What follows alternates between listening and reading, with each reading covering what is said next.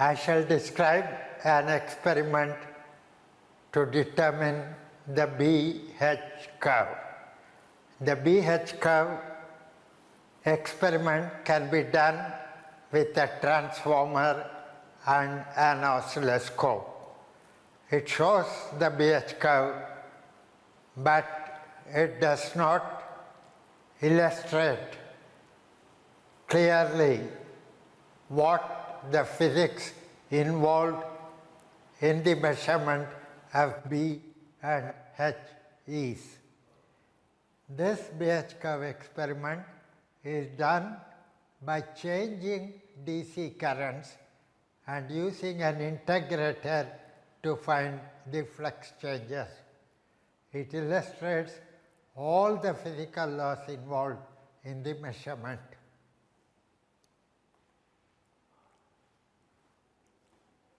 When a current is passed through a coil of wire, a magnetic intensity field H is generated. This field is proportional to the current and to the number of turns per meter in the coil. A material placed in the field H develops a magnetization M.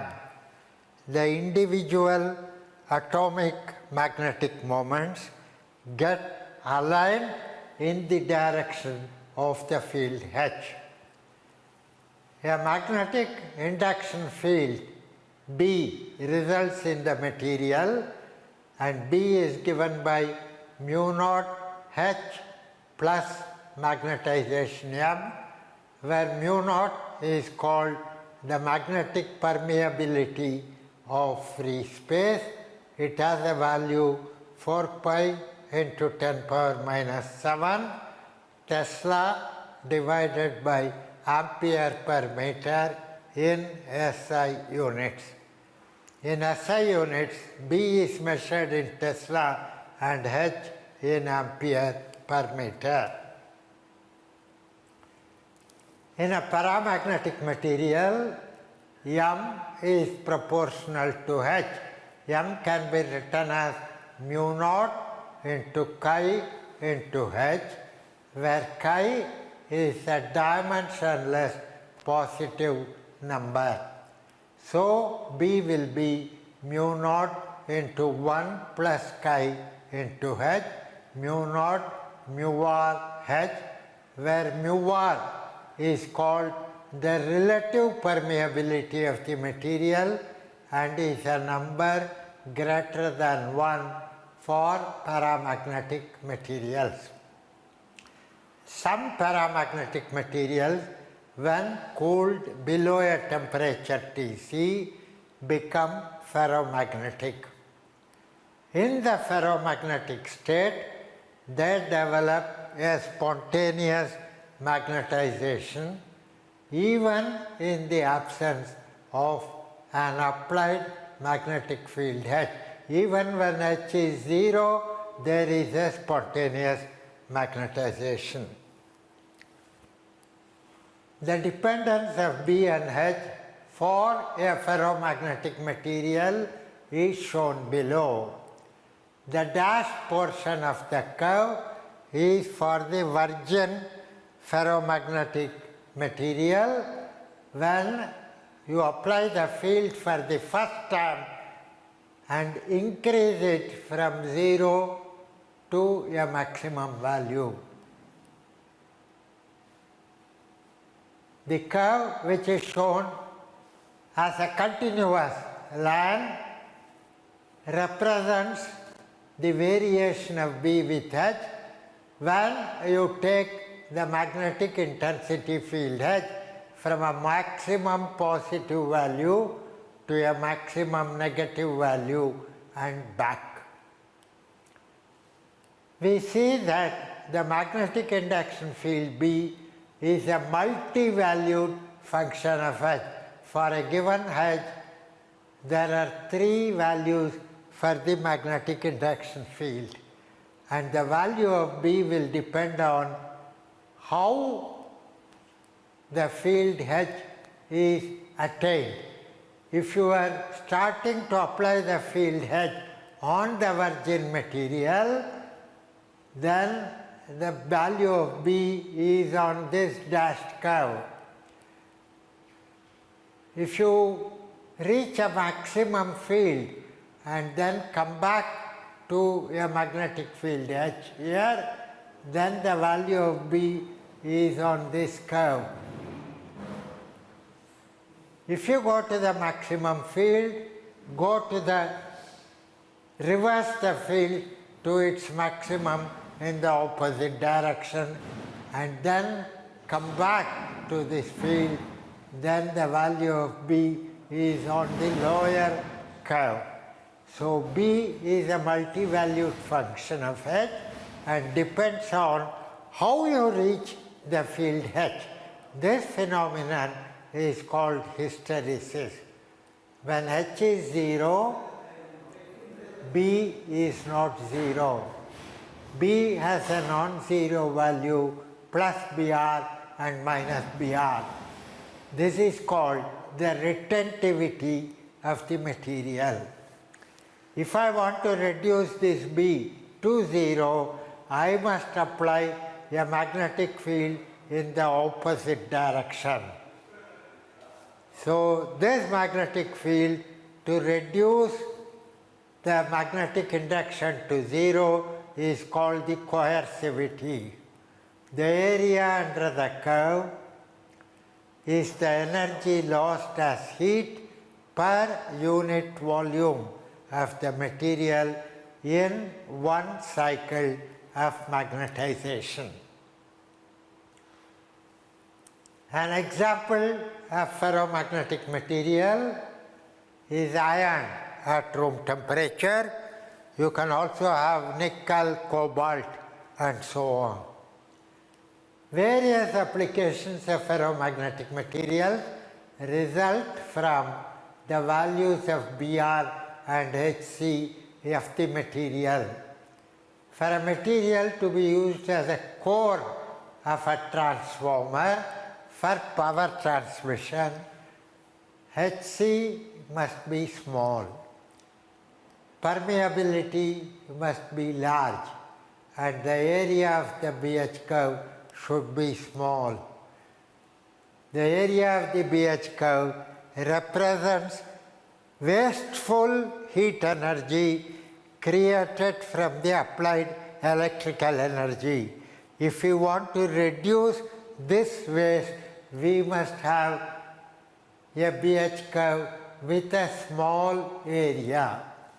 For a material required to make a permanent magnet, the coercive field must be large so that the material doesn't become demagnetized if it is accidentally exposed to a magnetic field in the opposite direction.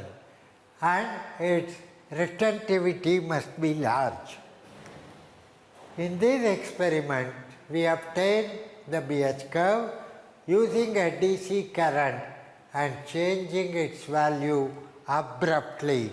We switch from one value of the current to another value of the current in a few milliseconds. The change in V produces a pulse of voltage in a coil wound around the material.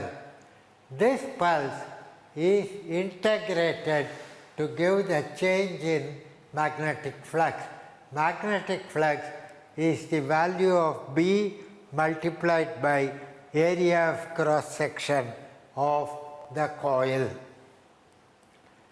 To get a fat BH curve with a very large area, we use steel rod as the material. This steel rod is used in the construction industry. This is a magnetically hard material. Inside this box, I have a 6 mm diameter steel rod bent in the form of a circle of diameter 10 centimeters. The two ends or welded.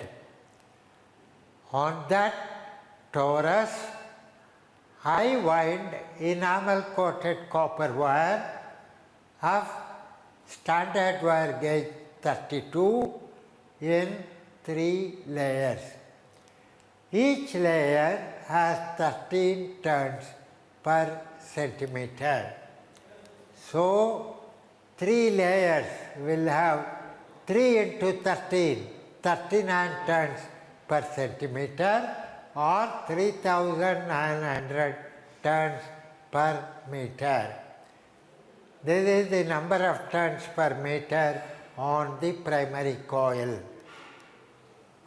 If a current I ampere is passed through the coil, the magnetic intensity field H is 3900 I ampere per meter. This field generates a magnetic induction field B in the material of the rod.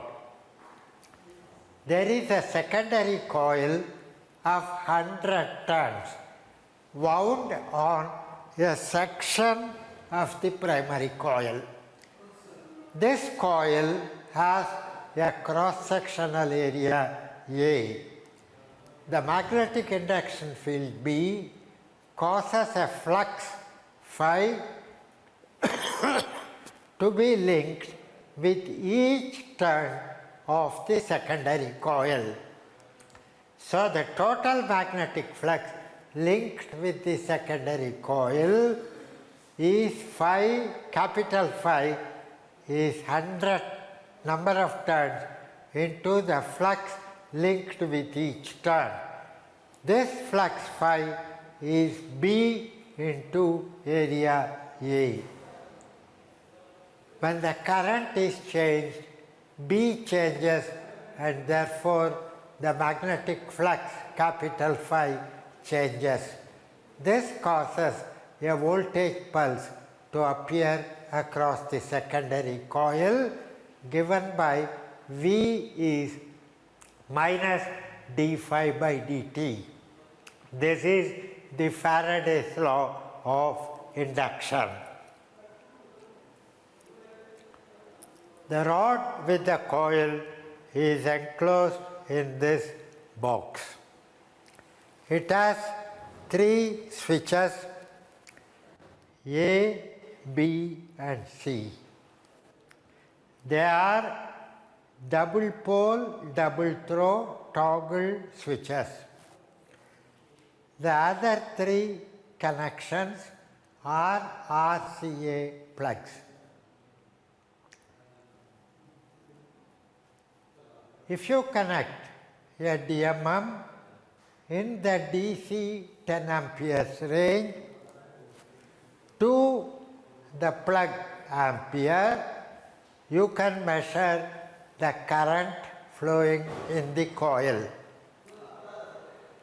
The leads of the secondary coil come to the RCA plug marked secondary, that is this plug.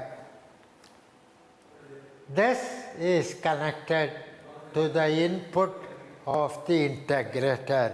This is connected to the input of the integrator. The plug RB, the last plug, is connected to a plug pattern resistance box where resistance can be changed by pulling out plugs.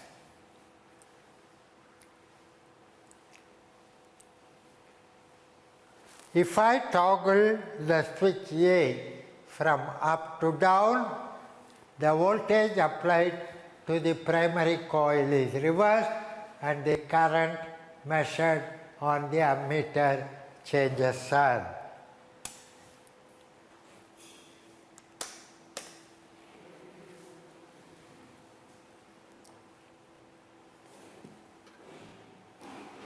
The current on the ammeter is 0.75 amperes. I put the switch down, it will change to minus 0.75. When the switch B is up, the voltage is applied to the primary coil. When the switch B is down, the voltage is applied to the primary coil in the box in series with the resistance in the plug pattern resistance box. If I pull a plug from this box, the current will change. I pulled a 20 ohm plug, current change from 0.75 to 0.33 amperes. So I can change the current by pulling different plugs and make the current go to 0. Since we are measuring the change in flux, we must change the current from a maximum value 0.8 amperes to or from a value minus 0.8 amperes.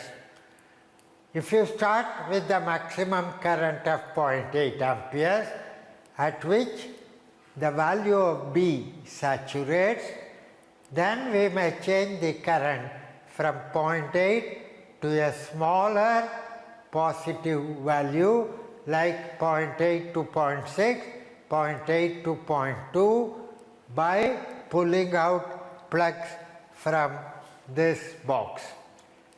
The final value of the current is changed in steps down to minus 0.8A, while the initial value of the current is kept at plus 0.8A. The voltage pulse is integrated by this circuit.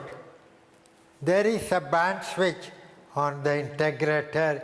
You have to put it in the position BH.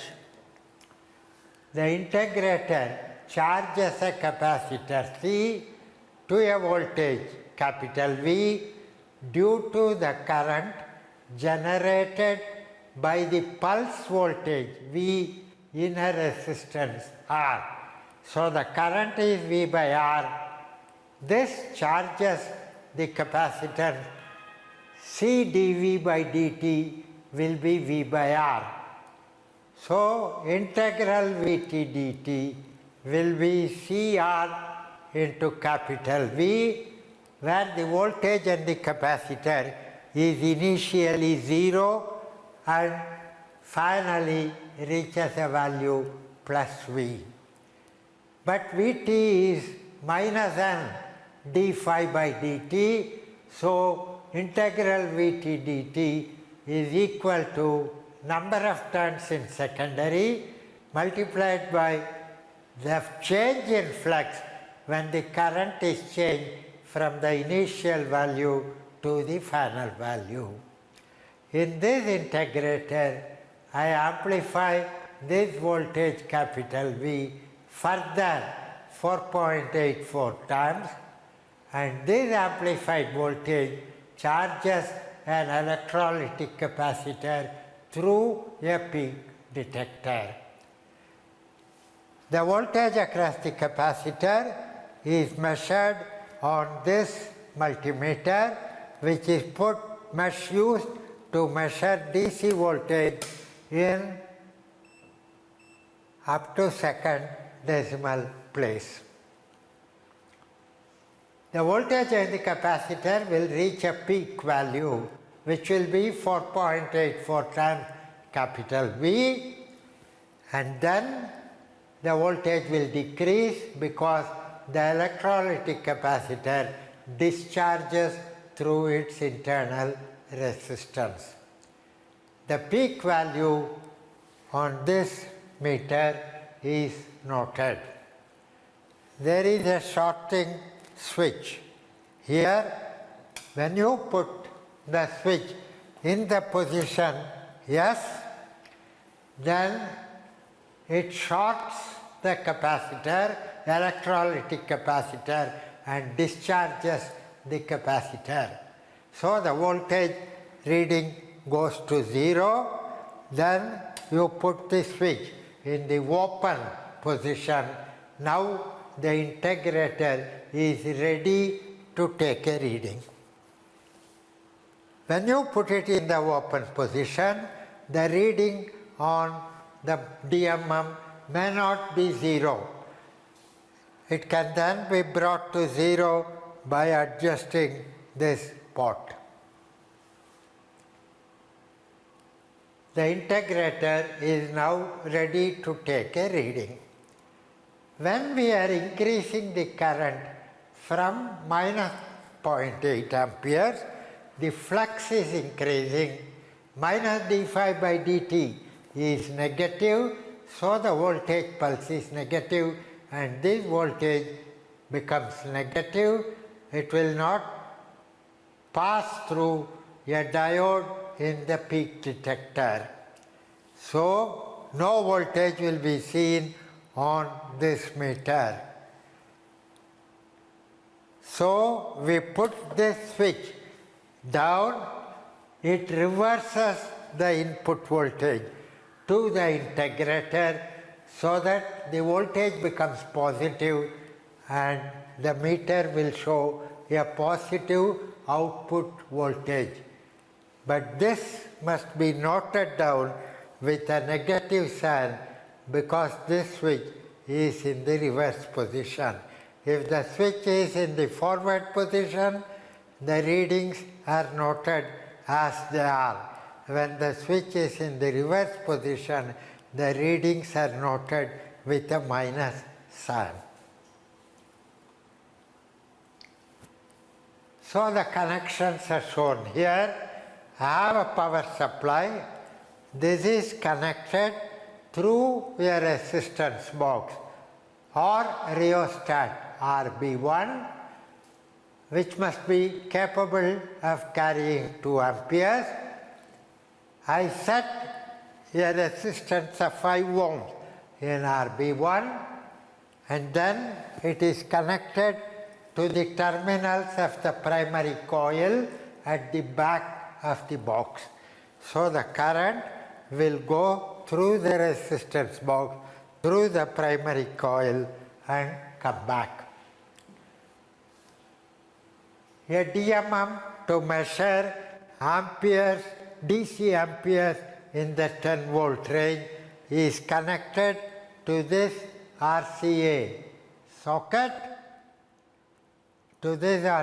socket, marked amperes, and it will measure the current flowing through the primary coil. This RCA plug marked secondary is connected to the input of the integrator. The third RCA plug marked RB is connected to a plug pattern resistance box where all the plugs are plugged inside. A DMM M2 to read DC voltage up to 2 decimal places is connected to the output of the integrator. This band switch must be in BH position. This reversal switch must be in the forward position, and this shorting switch must be in the position yes. Switches A, B, and C are put up. The voltage on the power supply is adjusted till the current through the coil reads 0.8 amperes. The coil saturates at this current. There is no need to use a larger current. There are 4 parts to the BH curve. In part 1,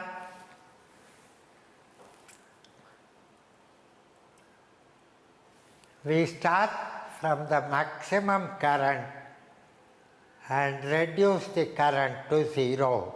So from the maximum value, we change the current to a lower positive value, 0.8 to 0.6, 0.8 to 0.2, 0.8 to 0. This is part 1.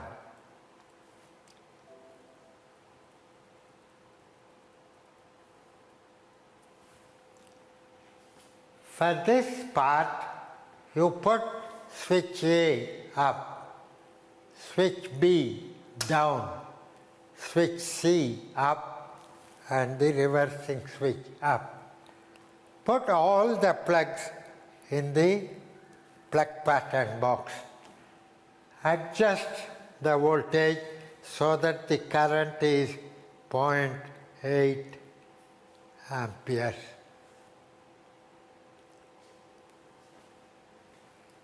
Put the sorting switch on the integrator to position S to discharge the capacitor. Switch on the integrator, then put the switch in position 1,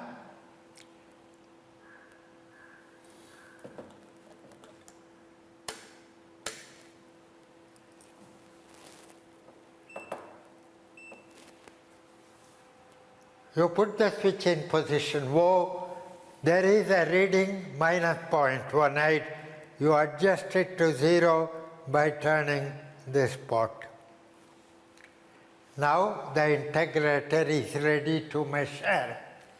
I will pull the 20 ohm plug from the plug pattern box. See what happens on this meter. I don't get any change in the voltage, therefore output voltage is 0 when the current is 0.37 ampere. When I change the current from plus 0.8 to plus 0.37, I don't get any output voltage. Now put this switch S up. Put this plug back so that the current goes to 0.8. Put this switch to the position O, adjust for 0.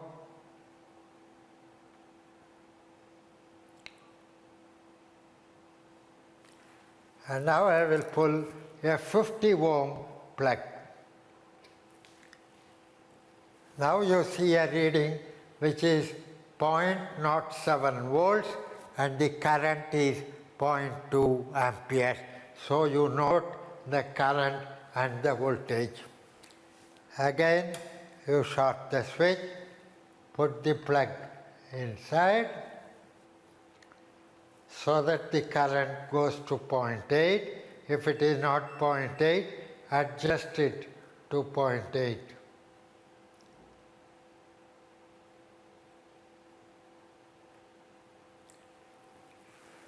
Then put the switch down if that is 0.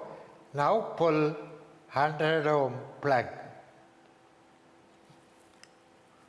Now I get a value 0.16 volts, current is 0.11. I put this switch up, close it, and I repeat these measurements. What do? First put the switch up so that it is discharged, put all the plugs in, put the switch down, if it is not 0, adjust to 0, see that the current is 0.8 and then pull out a plug. Note the maximum reading here and the current reading here.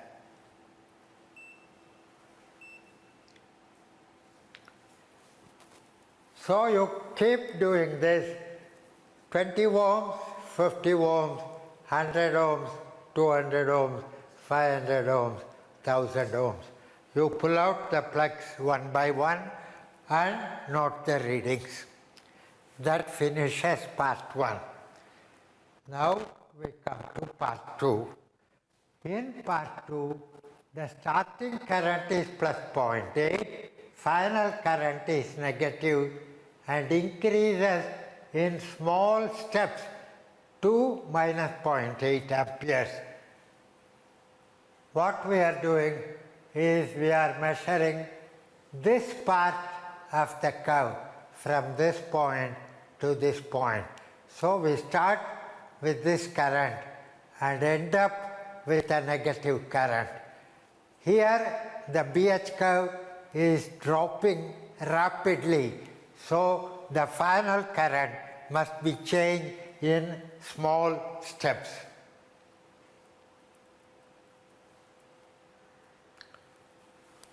For this part, switch A is up, switch C is down, reversing switch on the integrator is up. Put the shorting switch on the integrator to position yes. Put switch B down. Put switch B down. Pull out the plugs to adjust a small current, say minus 0.5 or 0.4. After adjust, we came to 0. Now we go to minus 0.04. Then put this switch B up so that the current goes to 0.8.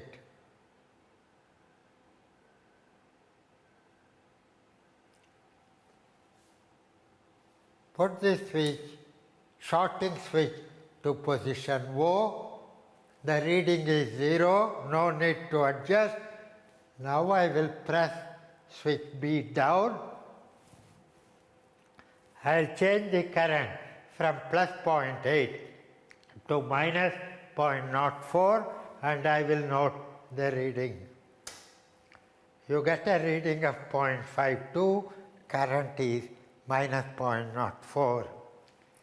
After taking the reading, put the shorting switch in position O, increase the current in steps of 0.05. That means I must reduce the resistance to go to a larger current. So I reduce the resistance so that the current is minus 0.07 or 0.8. Okay, minus 0.09. After I adjust the current, I put switch B up so that it goes to plus 0.8. I put the shorting switch in position O, no need to nullify. Then I put B down and note the reading.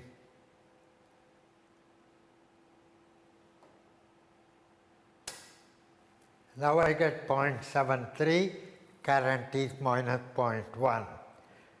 I will do it once more. Put the integrator switch in the shorting position.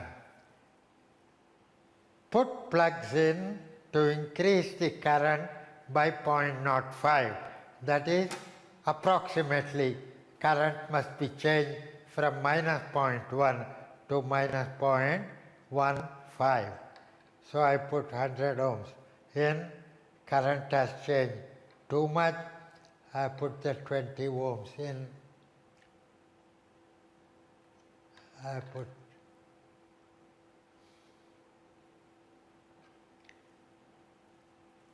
I change, I put 70 ohms now, current is minus 0.16 after adjusting the current.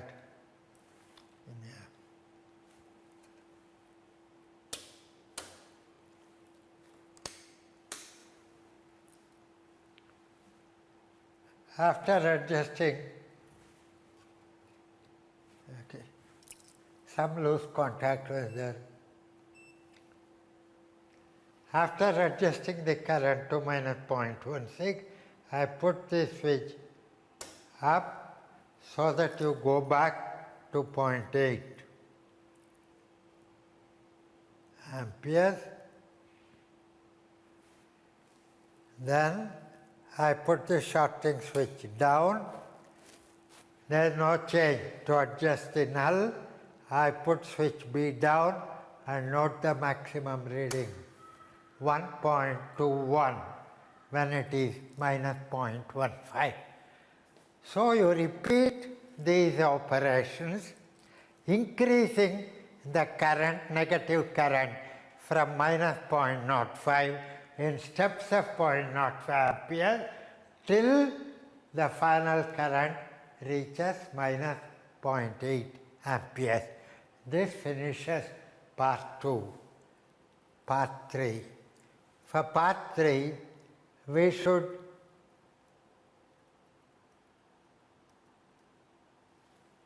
start from minus 0.8 amperes and increase the current to plot this part of the curve. So we start with minus 0.8 amperes. I put switch A down. I put switch A down, switch B down, switch C up, and the reversing switch, I put it down. This is not correct. I put the reversing switch down. Put the shorting switch and the integrator in the short position, put all the plugs in the resistance box, adjust the current to minus 0.8 amperes. So I put all these plugs inside, then I adjust the current to minus 0.8.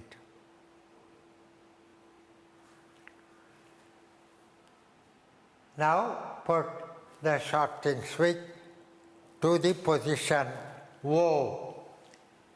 Then pull out 20 ohm plug and note the reading. I get a reading 0.04 positive, but this is in the reverse position, so I note it as minus 0.04. After noting it, I put the switch in the position yes. I put the plug back to go to minus 0.8. I put this switch in position O, and now I will remove a plug 50 ohms and note what is the reading. Now I get 0.11. This is reverse, so you must write it as minus 0.11. Current is minus 0.20. I will do it once more. Put the switch in the shorting position, yes. Put this plug inside so that the current is minus 0.8. Then put the switch in position O. No need to adjust the 0. I pull out the next plug, 100 ohms. And now the reading is 0.17. This is in the reverse position. I must write it with a negative sign, and the current is minus 0.12. So repeat these operations till you pull out the 1000 ohm plug. Pull out 20 ohms, 50 ohms, 100 ohms, 200, 500, 1000 ohms. That completes part 3. Now I come to part 4. In part 4, the starting current will be minus 0.8 and the ending current will be positive. I am plotting this part as a curve. So starting current minus 8.8, ending current will go from 0 to plus 0.8. For this, the switch A is down, switch C is down, this switch is down. You put the integrator switch in the shorting position, put switch B down, pull out a resistance so that current is a small positive value, 0.03 amperes. After adjusting the final current, put switch B up so that the starting current is 0.8. Now put this switch down, no need to adjust. I push B down and note the reading. 0.48, there is reverse, so you must note it as minus 0.48, current is plus 0.03.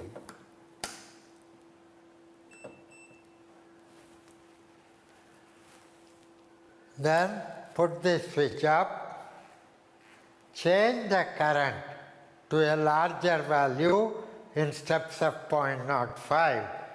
That means I have to put the plug in, I have to change, reduce the resistance so that the current is changed from 0.3 to 0.7. Then put the switch B up so that initial current is minus 0.8. Put the switch down.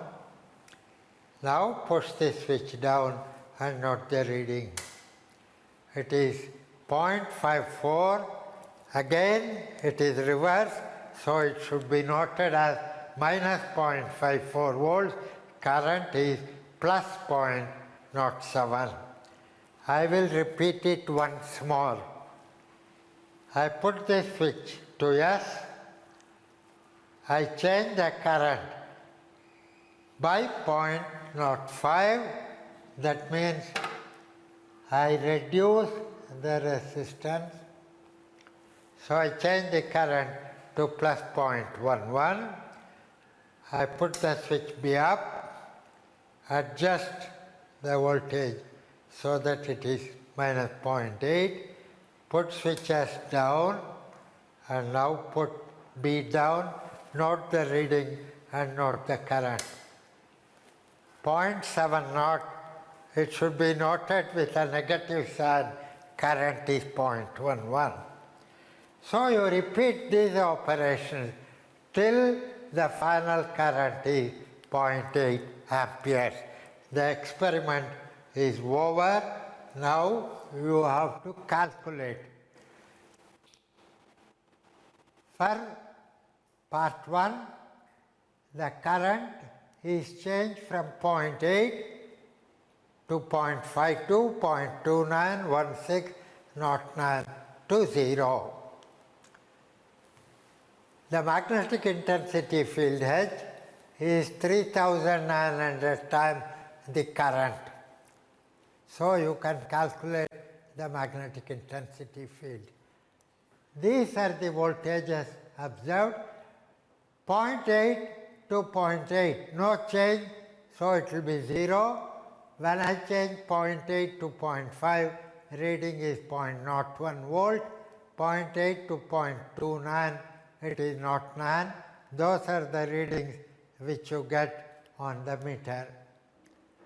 From these readings, I calculate the change in flux linked with one turn, delta small phi. This is calculated by taking Vp, dividing it by 4.84, This quantity Vp by 4.84 is multiplied by Cr value 0.1, 0.34 and divided by 100. That gives me change in flux linked with one turn when I change the current from plus 0.8 to these values. For the negative part, the final currents are negative, so the magnetic fields are negative, but these are positive voltages. You do the same calculation, multiply this current by 3900, that is this value. Multiply this divide this voltage by 4.84, multiply by 0.01034 by 100, those are the values here. So you get all the values delta phi. Now the flux at maximum current I is this rho. This corresponds to a change in flux when the current is changed from plus 0.8 to minus 0.8. The flux at minus 0.8 is minus the flux at plus 0.8. So change in flux is twice the flux at plus 0.8. So this reading 5.98 E minus 5 is twice the flux at 0.8. So you divide this last reading by 2 and put it here, 2.99 E minus 5. This is phi at 0.8 minus phi at 0.5. Phi at 0.8 is this value, so you subtract from this value, you will get the flux at 0.5. So from this value, subtract all these values and note all the values here. That gives the flux at the currents I. The value of B is obtained by dividing this by the area of the secondary coil. So you get all the values of B for part 1 and 2. For parts 3 and 4, you start with minus 0.8 and go to plus 0.8. The field is obtained by multiplying the current by 3900. The Vp values are the values you see, but written with a minus sign because this reversing switch is negative. You calculate the change in flux linked with one turn by dividing this by 4.84, multiplying it by 0.1034 by 100. Those are the values you get here. This is the flux at minus 0.8. You obtain it by dividing this last value by 2. From this value, subtract all these values, you get the values of the flux at the currents that are indicated here. Divide this by the area, you get B. Now you plot B versus H, you get the BH curve, which is a very fat curve. If you do it on the oscilloscope with a transformer, this will be a narrow curve because in a transformer you use soft iron as the core. You see, these are the Raman magnetization values. You take the magnitude of the two values, 0.551 plus 0.583, divide by 2. So the Raman magnetization is plus minus 0.567 Tesla.